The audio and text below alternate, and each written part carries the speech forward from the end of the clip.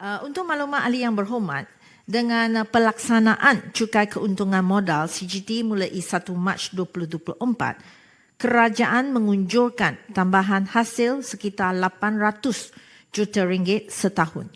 Unjuran ini adalah berdasarkan trend pindah milik saham bagi semua kategori syarikat sejak beberapa tahun terkini. Sehubungan ini, perincian hasil kutipan CGT berdasarkan kategori syarikat belum dapat diberikan sehingga analisa ke atas kutipan sebenar dapat dibuat kelak. Pengecualian ke atas unit amanah ini dijangka akan memberi kesan pengurangan kepada unjuran hasil yang bakal diperoleh daripada pelaksanaan CGT. Namun demikian, kerajaan berpandangan bahawa kesan hasil adalah tidak ketara, malah pengecualian CGT ke atas unit amanah akan membantu melonjakkan lagi prestasi pasaran modal di samping memberi manfaat sepenuhnya kepada lebih 90% pelabur individu yang membuat pelaburan dalam industri tersebut. Kerajaan mengambil maklum pertanyaan ahli yang berhormat sama ada akan diperkenalkan cukai keuntungan modal ke atas pelupusan saham tersenarai. Namun begitu, kerajaan berpandangan pengenaan cukai keuntungan modal masih belum sesuai dikenakan ke atas saham tersenarai pada masa ini. Pendekatan ini diambil bagi memastikan bursa saham tempatan dapat terus kompetitif dan berdaya saing dengan negara serantang. Kerajaan mengambil maklum atas keperhatian yang berhormat Senator berkenaan pelaksanaan cukai keuntungan modal ke atas foreign source income dengan izin di mana ia adalah dalam bentuk perluasan skop kepada foreign source income sedia ada yang selama ini meliputi pendapatan dividen, faedah, sewa dan royalty oleh syarikat dan tidak melibatkan individu.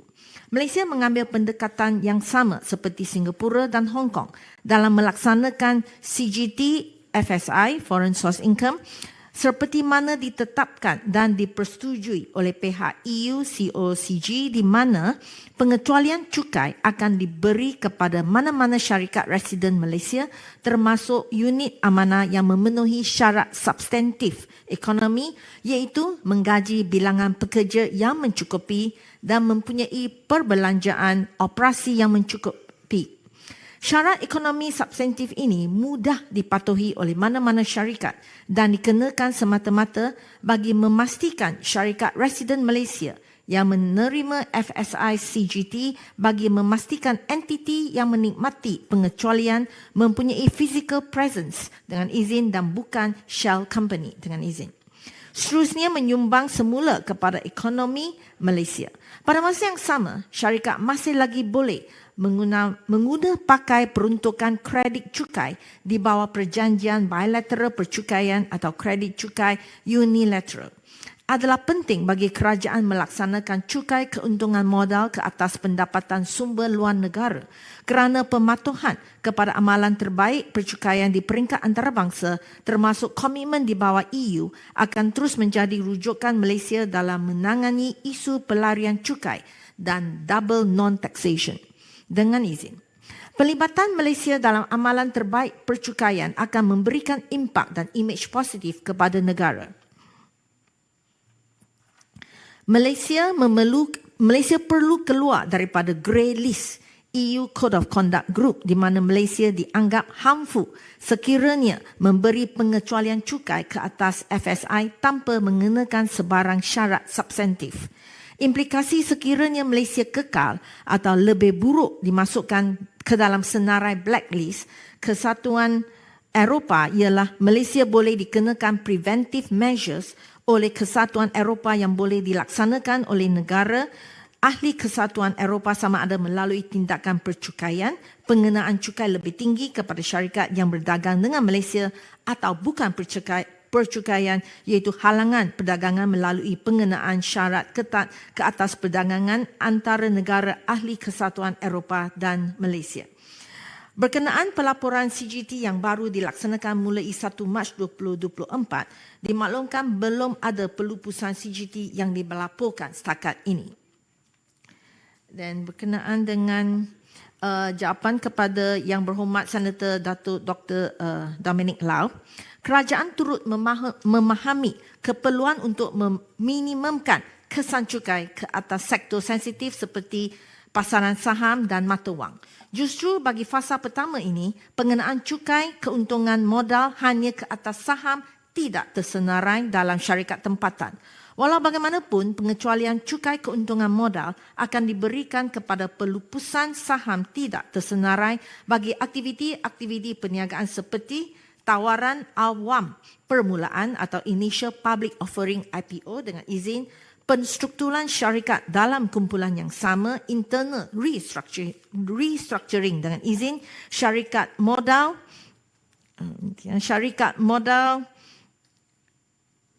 teroka dan unit amanah. Berkenaan dengan shadow economy dengan izin atau ekonomi bayangan, ekonomi bayangan wujud di setiap negara sama ada maju ataupun membangun termasuk Malaysia. Laporan daripada Economic Outlook bagi tahun 2021 menunjukkan bahawa saiz shadow economy di Malaysia telah menunjukkan kadar penurunan. Secara puratanya bagi tempoh tahun 2010 hingga 2019, saiz shadow economy adalah dianggarkan 21.2% berbanding tempoh tahun 2000 hingga 2009 di mana saiz ekonomi bayangan adalah 30.2% berbanding KDNK negara. Kerajaan sentiasa proaktif dalam menangani isu shadow economy dengan izin melalui kaedah meningkatkan kadar pematuhan cukai, mengekang ketirisan hasil dan seterusnya meningkatkan kepercayaan orang awam terhadap sistem percukaian negara.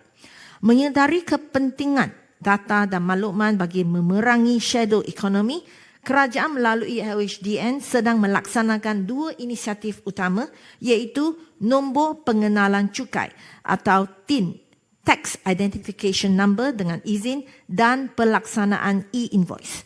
Pelaksanaan TIN yang telah bermula pada 1 Januari 2022 mewajibkan pelbagai dokumen atau borang percukaian seperti dokumen rasmi yang distemkan mempunyai TIN.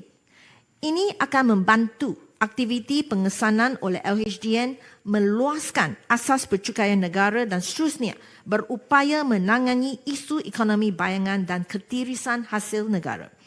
Kerajaan juga akan melaksanakan e-invoice secara berperingkat. Pada tahun 2024 berdasarkan nilai ambang hasil jualan perniagaan. Pelaksanaan e-invoice ini merupakan suatu mekanisme baharu untuk meningkatkan pematuhan cukai.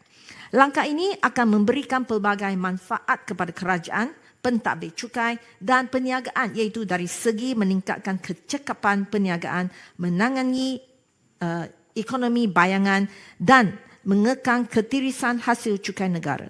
Selaras dengan pelaksanaan TIN, e-invoice yang menyalurkan data invoice secara real time dapat meningkatkan kecekapan pengesanan, melihat trend aktiviti perniagaan, menjalankan analisa risiko dan membolehkan fokus audit atau siasatan secara lebih tepat dengan keberhasilan yang tinggi. Sila Yang Berhormat. Terima kasih. Saya merujukkan tadi Timbalan Menteri mengatakan saiz ekonomi bayangan pada masa dulu itu 30.2% dan diturunkan. Apakah pandangan Timbalan Menteri bahawa ini adalah kerana faktor kelebihan GST semasa kerajaan di bawah Barisan Nasional? Kerana itu pada masa itu 30.2 itu adalah pada masa 2000 sampai 2009. Tetapi dikurangkan kepada 21.2 itu adalah pada masa 2015 tahun until 2018. That means during Najib's time lah. Thank you. Terima kasih. Saya di sini tidak seperti di Dewan Rakyat, jadi kita go by facts lah, okay? Alright, saya akan teruskan, nanti saya akan jawab ini. Jadi kerajaan mengambil maklum bahawa proses untuk syarikat mengadaptasi e-invoice memerlukan tempoh masa yang panjang, terutamanya industri yang mempunyai persekitaran perniagaan yang mencabar seperti telekomunikasi, pembankan dan beberapa lagi.